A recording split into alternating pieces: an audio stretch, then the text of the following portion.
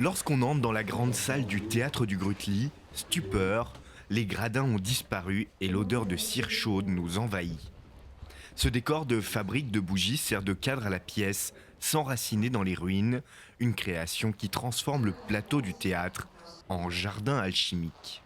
Alors, dans cette pièce, le jardin est représenté par l'élément de la cire qui se transforme et que on doit garder vivant avec une flamme.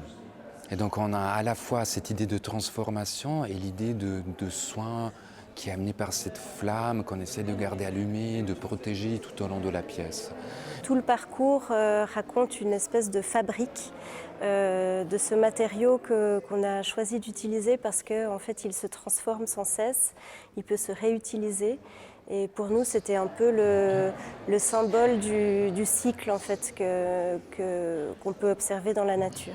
Dans la salle, le public se déplace, chacun trouve sa place, son rythme, suivant un chemin balisé par les actions des comédiens.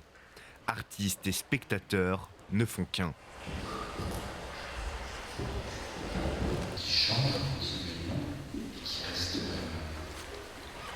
On se demandait comment accueillir le public dans notre manufacture alchimique de nature pour lui faire comprendre que c'est le seul être vivant dans cet espace. Et donc on voulait qu'il participe lui aussi à la mise en place de ce qui est un moment collectif à la fin. On se disait, mais c'est incroyable de pouvoir profiter de ce moment-là pour partager des choses avec des gens que dans la vie courante, en fait, on n'arriverait pas à partager de la même façon. Et en fait, on profite de ce moment très privilégié qu'offre le théâtre pour passer du temps ensemble. Petit à petit, le public devient une partie intégrante de tout ce qui est ce spectacle, qui est le spectacle de cette nature qu'on a amené au théâtre.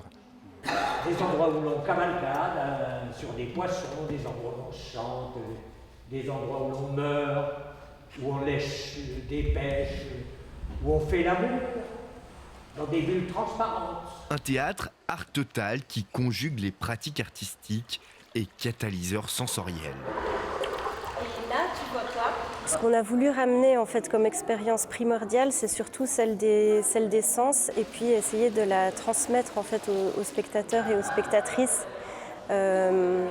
Parce que finalement, c'est peut-être ce qui nous manque dans cette crise qu'on vit aujourd'hui, c'est un rapport à l'autre, c'est un rapport à la sensibilité. Et puis c'est ça qu'on essayait de transmettre.